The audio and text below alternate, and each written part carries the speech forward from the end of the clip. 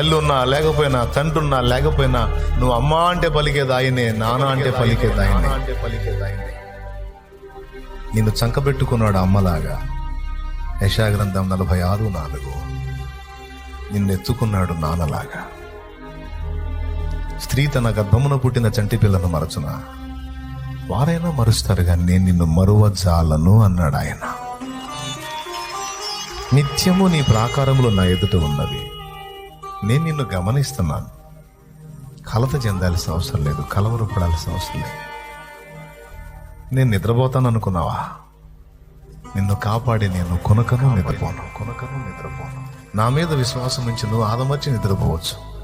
నిన్ను కాపాడి నేను ఎన్నడూ నిద్రపోను. నా కుమారి, నా కుమారుడు అంటాడు ఆయన.